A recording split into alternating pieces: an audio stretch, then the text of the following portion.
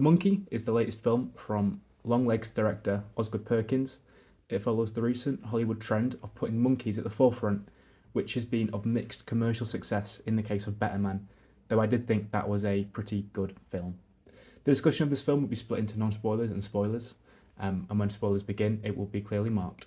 To give a brief synopsis of this film, it's loosely based off a Stephen King short story of the same name. The film follows two twins, primarily the younger one, Hal, and the series of unfortunate deaths that surround their life, and the strange titular monkey toy that is seemingly involved.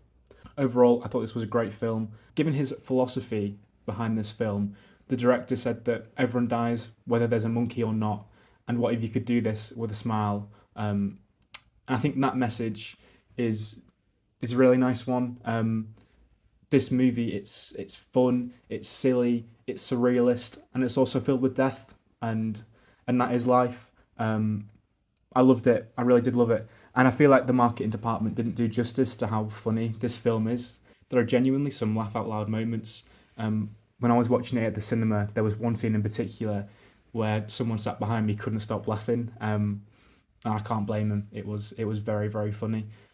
I think that the dialogue is very weird and stilted. It's got quite a strange energy about it, but it all adds to the charm of this film. And I enjoyed practically every moment of watching it. I'm not even the biggest horror fan in the world, and I particularly don't like horrific gore, that sort of sadistic, almost gore that you see in films like The Terrifier. And although there is a lot of gore here, it's often played for laughs, and it's almost like watching an animated film. So I think there's quite a clear distinction, and I certainly didn't find it off-putting, though I understand that it could affect someone's enjoyment of the film if they don't like that at all. In terms of performances, I think the performance from the adult and child twins are both great, and it showcased a great set of range from both of the actors who played the adult and the child. There's lots of good performances in this film. In particular, the mother of the boys, I thought was really good. You know, she's just this single mum trying to get by, and has a very dry and direct sort of style about her, with this sort of almost mild sense of annoyance at everything, and then she's just scrambling to keep things together, which is quite a nice energy that I enjoyed. I feel like they were acting as the stand-in for the director at points, because they were very much saying that quote from Osgood Perkins saying that everyone dies and let's just have a laugh. And I think she delivered some of the best lines of the film, both in terms of the comedic lines and the sort of the hit home points of the film as well. Going into a bit of spoiler chat, so you don't want to be spoiled, skip ahead till this point. I loved the performance from Adam Scott. I didn't know he was in this film at all, and he plays the father of the twins. I just thought it was a great performance. He's the first person you see in the film, and opening the film and seeing him, it very much started as it meant to go on, because he delivered some very odd and stilted dialogue, which I thought really set off this film with a great bit of charm. I also really enjoyed the performance of Osgood Perkins in this. He was playing an uncle to the twins. He was a real odd duck.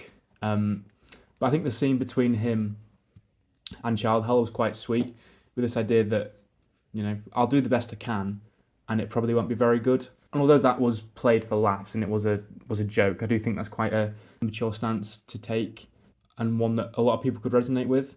In the case of this character, he was forced into becoming a parent unprepared, which I'm sure will resonate with some people.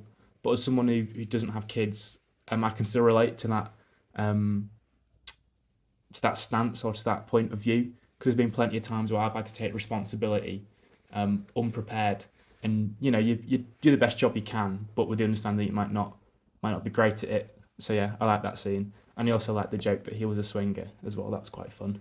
As I was saying before, the deaths are usually quite fun, which makes it sound weird to say, but there's sort of a Final Destination energy about the film, and people dying in very elaborate ways. The best thing about the deaths as well is that they don't last for minutes at a time. Usually they're a few seconds, and the gore is often played more for comedic effect, again like an animated film. I also really enjoyed the ending, where Hal decides that he's going to live with the monkey.